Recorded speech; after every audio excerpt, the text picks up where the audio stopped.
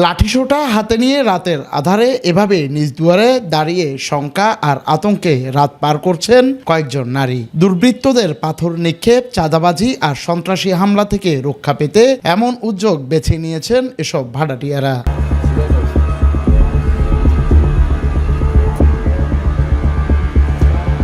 নগরের চাঁদগাঁও ১৪ নম্বর গ্যারেজে অবস্থিত আবুল কাশেমের মালিকানাধীন ভাড়াঘরের সামনের দৃশ্যই যেন সিনেমাকেও হার মানাবে। কারো হাতে বাঁশ কিংবা কাঠের লাঠি, কারো হাতে প্লাস্টিকের পাইপ। চোখে মুখে ভয় থাকলেও দুর্বৃত্তদের প্রতিহত করতে এটিই ভরসা। আমরা আজকে এখানে দীর্ঘ ১০ বছর ধরে বসবাস করতেছি।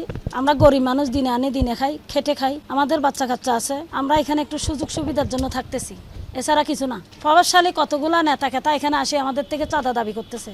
আমরা নিজেরা খেতে পারতেছি না, ওনাদেরকে কোত্থেকে চাঁদা দিব?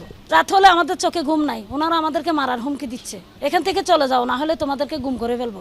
আমরা আমাদের নিরাপত্তার জন্য আমরা লাঠি নিয়ে এখানে বসে আছি। মহিলারা আমরা প্রতি রাত্রে বসে থাকি। আমরাও রাত বিরালে ঘুমাতে পারি না।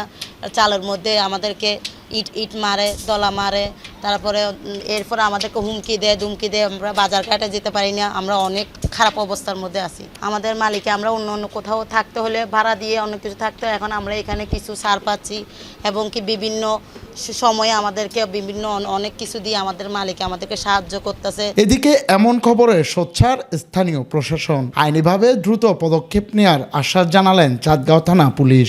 কিছু এলাকার চাঁদাবাজ বা সন্ত্রাসী প্রকৃতির লোকজন তাদেরকে আক্রমণ করতে পারে মনে তারা আতঙ্কিত আছেন। সে বিষয়ে আমরা আইনগত ব্যবস্থা গ্রহণ করার জন্য আমরা টিম গঠন করেছি।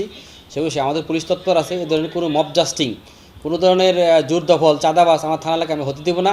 সে বিষয়ে আমি তৎপর আছি এবং তৎপর থাকবো। আগামীকাল আমি এই বিষয়ে অভিযান পরিচালনা করব। সমাজে অন্যায় অবিচারের বিরুদ্ধে সোচ্চার হতে প্রশাসনের পাশাপাশি নিজেদেরও প্রয়োজন সৎ সাহস। এটি তার দৃষ্টান্ত উদাহরণ।